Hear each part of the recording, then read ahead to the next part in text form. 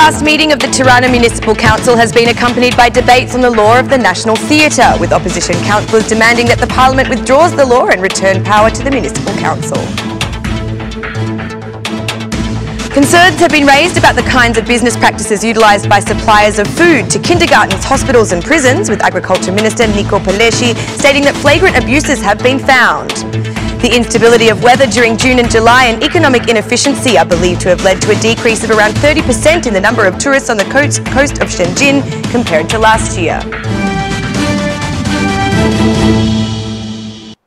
Good evening, it's 6 o'clock on Thursday the 26th of July 2018. Welcome to the English edition of Aura News. My name is Alexandra and I'm here to bring you the day's top stories from across the country translated into English. Though it was not on the agenda, the debate on the law of the theatre opened the last meeting of the Tirana Municipal Council. Opposition advisers abandoned the gathering after directing accusations towards Mayor Erion Veliai over the construction of the new theatre. The head of the right-wing advisers, Kreshnik Cholaku, urged Parliament to withdraw the law on the theatre and to turn the power to the Municipal Council for the alienation of the municipality's property. In Tirana, there is a conflict for the theatre. Artists, civil society, pedagogues and internationals are involved. Each has his own causes and theses. Someone protects and someone opposes. But the essence of this conflict is not the theatre. Through a casual emergence, this project has paved the way for another plan, one that has been hatched over years and years, not yet accomplished, but is apparently today trying to be concluded. That plan is the construction of 6 multi-storey towers in the heart of Tirana, said Kreshnik Cholaku. After the opposition councillors left, Mayor Veliai responded to their accusations by saying that when the opposition was in power, they took over private property with the Council of Ministers' decision. The mayor retorted to the opposition that he is ready to face the candidates that they may send for the next election, as there will be no denying that the balance of positive impact made to society will easily fall on him. After so many instances of the opposition abandoning the meetings, the City Council has failed to adopt some important decisions, and this is having a direct impact on the citizens, especially those in need. Meanwhile, one advisor, Mirela Bogdani, left the majority to join the opposition as an independent MP.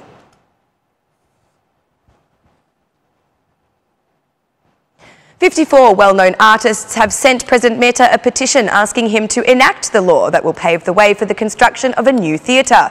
This request comes just 3 days before the deadline for the law decree to be exhausted. The petition sent to the presidency was signed by some of the greats of the Albanian scene, including Robert Endrinika, Luftar Paya, Alfred Trebitska, Leka Bungo, Albert Minga and Arben Derhimi, as well as the son of the great Kadri Roshi, alongside many others. The artists have addressed this request to the Speaker of the Parliament, the Prime Minister, the Mayor of Tirana, the European Union Delegation and the Organisation for Security and Cooperation in Europe, the OSCE. The petition states that they demand the construction of a new and modern building and that it should be done as soon as possible. As actors, filmmakers and representatives of Albanian stage art, we want to let you know and express our will through this open petition that we are pro the building of a new contemporary and modern national theatre.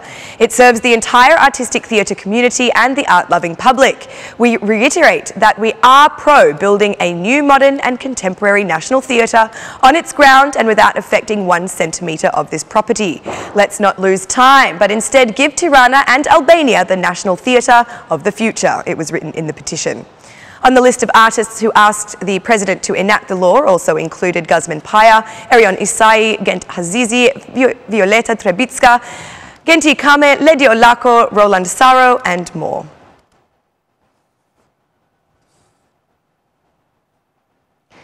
Defence Minister Olta Jachka has requested the cooperation of all state structures, but also citizens, in preventing emergency situations.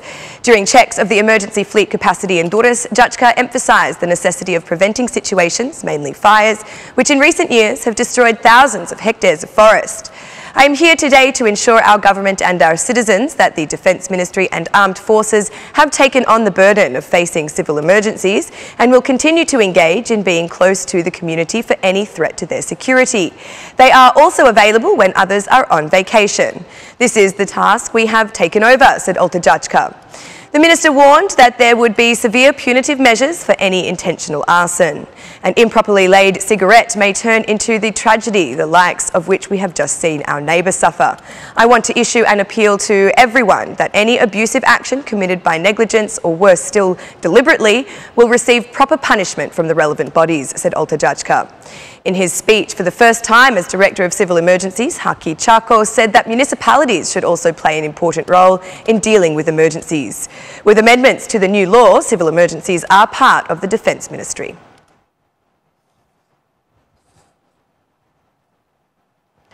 The Democratic Party again asked Prime Minister Rama to show how he is cleansing the Court of Justice with vetting. Deputy Democratic Party Parliamentary Group Enkaled Ali Bey in a media conference said that a month ago the vetting confirmed Judge Ilir Tosca, Eddie Rama's candidate for the High Judicial Council, ignoring evidence of involvement in corruption. This is not the only case, Ali Bey said, when vetting has confirmed in-office corrupt judges and prosecutors. Judge Ilir Tosca, Eddie Rama's candidate for the High Judicial Council, has been evaluated by responsible institutions and intelligence services as inadequate to the task and must be discharged by the vetting bodies. As stated in the official report, Judge Ilir Tosca, Eddie Rama's candidate for the High Judicial Council, turns out to be an individual able to be pressured by criminal structures, yet he was reconfirmed in office under Rama's political order.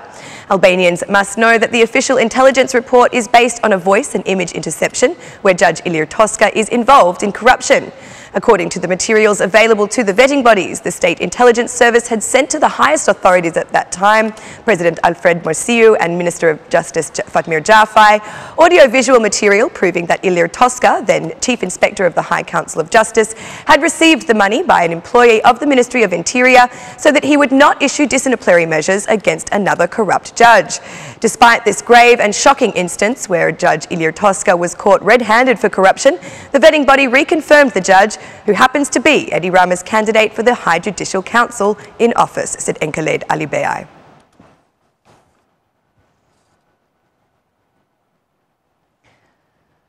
Cases of food supplied with poor hygiene standards to kindergartens, hospitals and prisons have been identified across the country. To highlight the concern and questions surrounding food safety in the country, Agriculture Minister Nico Peleshi mentioned a flagrant case where a business registered as a haberdashery was contracted to supply meat to one of these institutions. To prevent such abuses, the National Food Authority and the Public Procurement Agency signed a contract agreement aimed at exchanging information during the selection process of the subjects that have submitted a tender. This cooperation agreement aims precisely to put an end to those who abuse citizens by marketing unsafe food products or by operating with unsafe practices. We are strengthening the cooperation by installing a set of legal standards.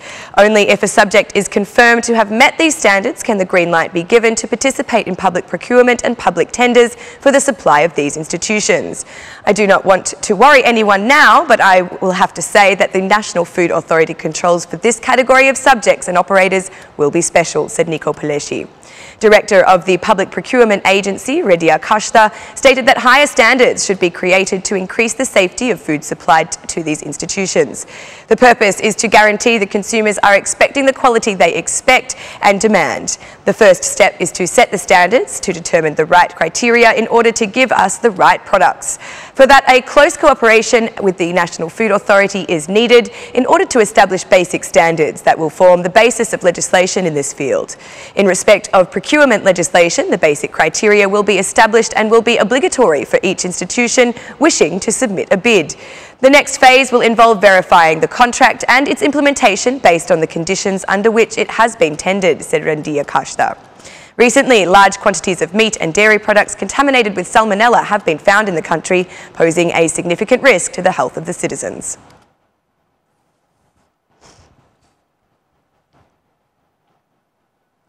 Shëngjin has been transforming into one of the country's biggest tourism destinations for several years. However, even now that we are in the peak of the tourist season, operators are talking of declines in the number of tourists, suggesting rates 30% lower than in the same period last year.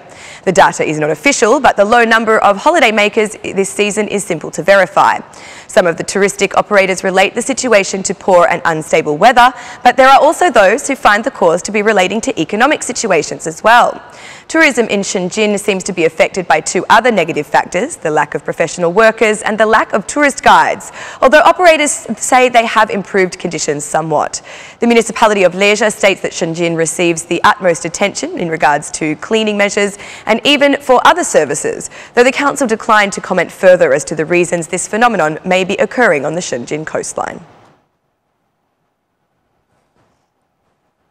And that's the news across the country today. Thank you for watching our English edition this evening, and be sure to join me again every Monday to Saturday at 6 p.m. for the latest news from Albania. Once again, on behalf of Aura News, thank you and good night.